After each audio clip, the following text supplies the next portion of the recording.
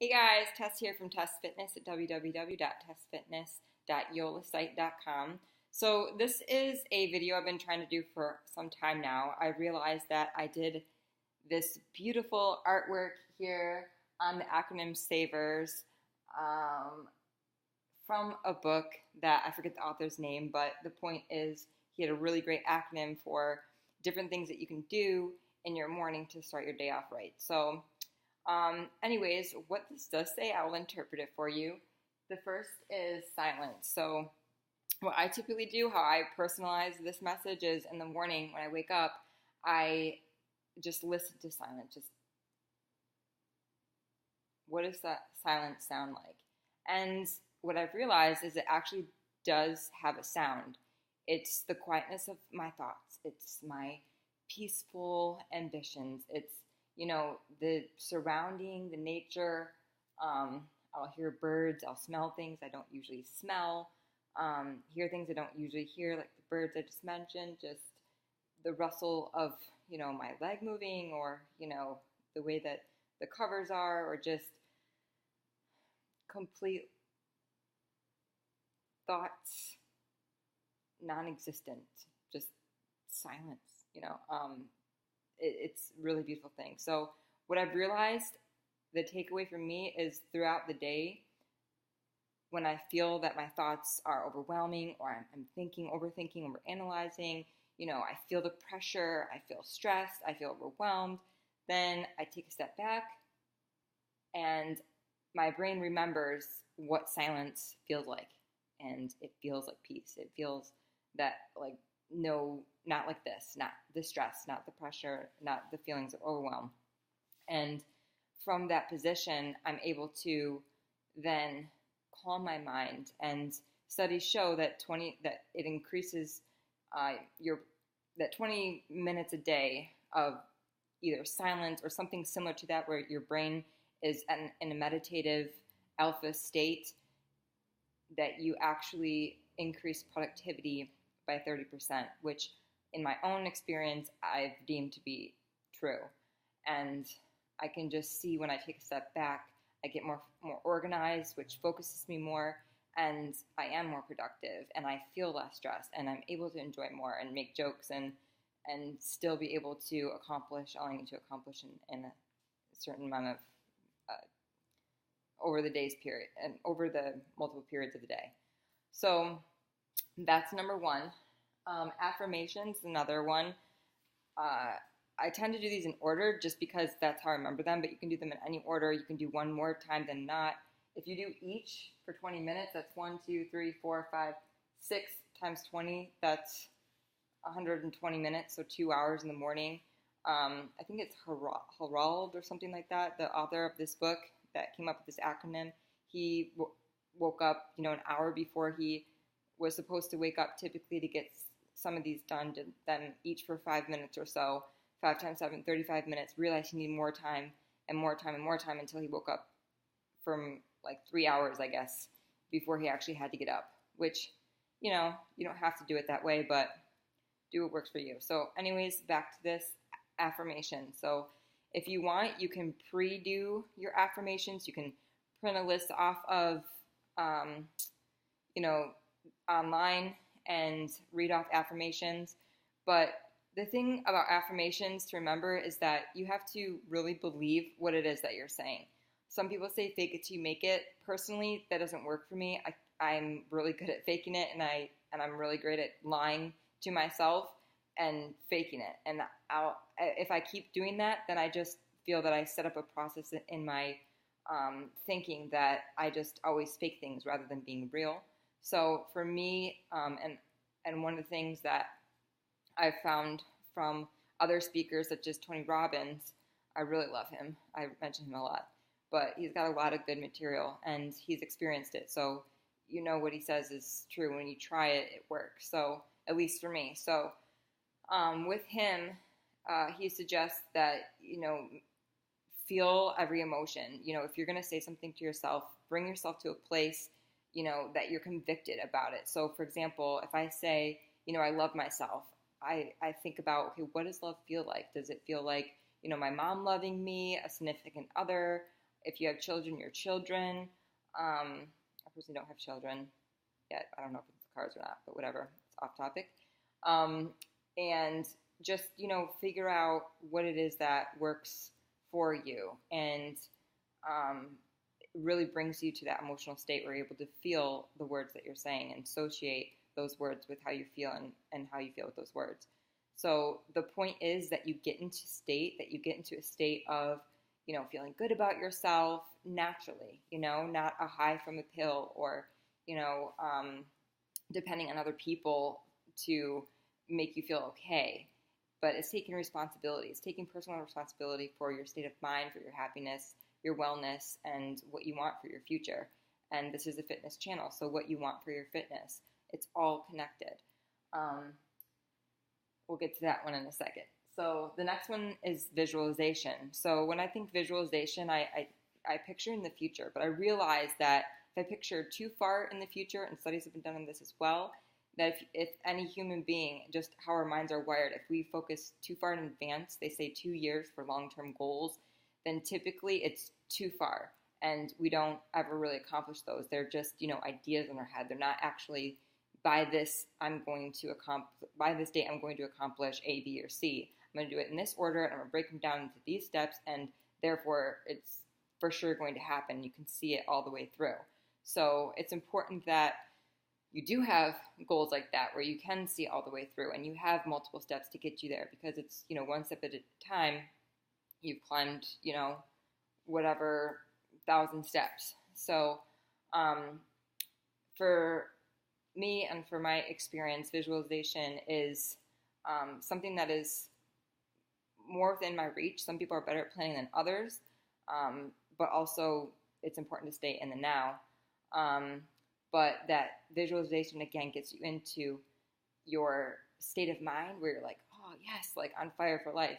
So I think about, what I want for my future. Like, it's kind of vague, but I want to make it happen. So I think about that. Then I'll think about a couple things before, like short-term goals. So short-term and long-term goals. But basically, when you make these goals, attaching the emotion again to it. So not just thinking, oh, I want to buy a house, for example. That's one of my goals. I have to picture what my house looks like. I have to be specific about what I want, what my needs are, what, I need to have, how I'm going to feel when I walk into my new home, when I pull up to my new home, when I drive away from my new home, how I'm going to be living in the space in my home, which space is going to be designated for what, how I'm going to decorate it, like all these things that I know are going to manifest because I'm focusing on them, and whatever you focus on, you go towards. So that's in the works right now. So fingers crossed. I'm just kidding. That doesn't work. So it works if you work it, right? So anything that you have faith in, this gives me faith, that's going to work for me. So it doesn't really matter what it is. Anyways, so staying back on topic, here is the next one. E is for exercise. So I put in here 15 minutes after engagement in mentally challenging activity. Prevents snack attack, which means, so exercise in the morning kind of revs your metabolism for the day. It puts your sugars in check, so you have less cravings throughout the day, and you're more likely to stick to your fitness goals. Let's be real.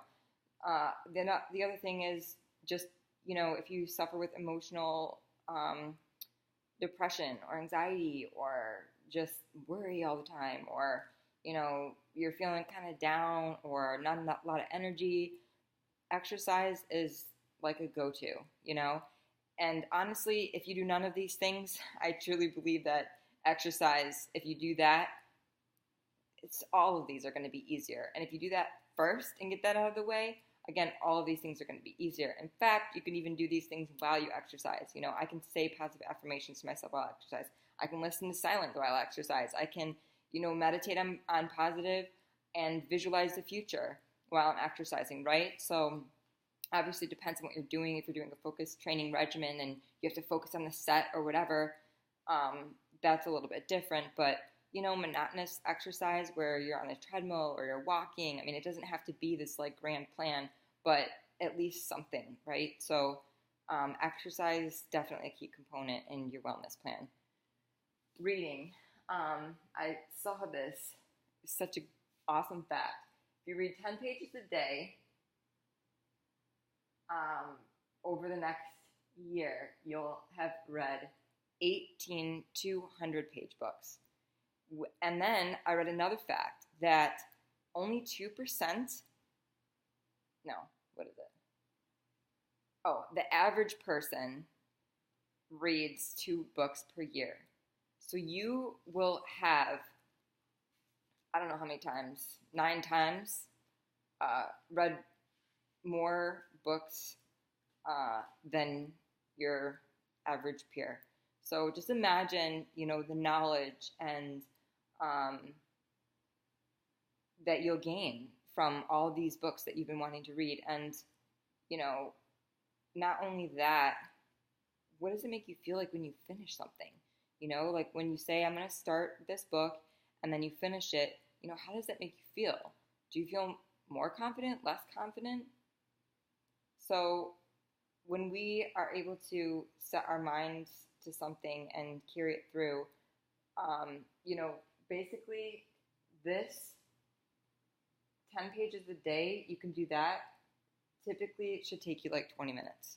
So this alone, even if you want to do it morning and night, I've done that. Like I split it up, or I'll just take an afternoon, lay out or something, or just, if I'm just really in the mode, catch up my reading over the weekend or something.